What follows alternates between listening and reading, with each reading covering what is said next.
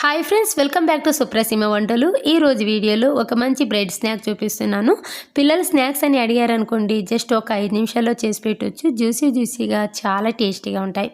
ఇంకా ఈ ప్రాసెస్ ఏంటో చూద్దాము. ముందుగా స్టవ్ మీద ఒక ప్యాన్లోకి ఒక 2-3 స్పూన్ల ఒక ఆయిల్ వేసుకోవాలి.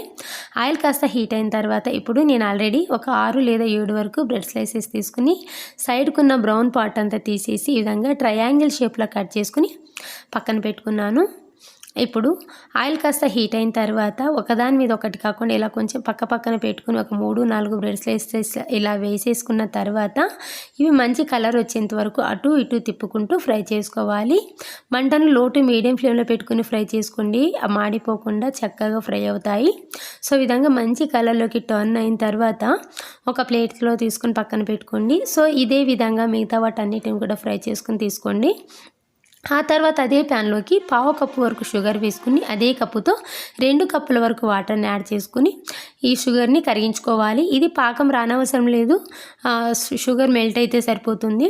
సో ఈ విధంగా షుగర్ అంతా కూడా బాగా కరిగిపోయిన తర్వాత ఇప్పుడు ఇందులోకి ఫ్లేవర్ కోసం ఒక 2 యాలకుల్ని దంచుకొని వేసుకుని ఇదంతా కూడా ఒకసారి కలుపుకోవాలి. సో ఈ విధంగా కలుపుకున్న తర్వాత ఇప్పుడు స్టవ్ ఆఫ్ చేసేసి ఫ్రై చేసుకున్న బ్రెడ్ ముక్కల్ని యాడ్ చేసుకోవాలి. షుగర్ సిరప్ అనేది వేడిగా ఉండాలి, అప్పుడే జ్యూస్ అనేది బాగా పడుతుంది. ఇలా వేసిన తర్వాత ఒక 30 సెకండ్స్ అటు ఇటు తిప్పుకుంటూ పాకంలో ముంచి తీసుకోవాలి.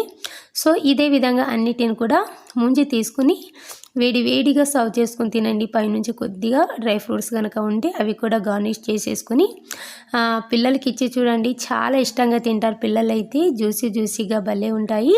ఈ రెసిపీ నచ్చితే మాత్రం లైక్ చేసి అలాగే నా ఛానల్ని సబ్స్క్రైబ్ చేసుకోండి. పక్కనే ఉన్న బెల్ ఐకాన్ని యాక్టివేట్ చేసుకున్నట్లయితే నేను పెట్టే వీడియోస్ అన్నీ వస్తుంటాయి.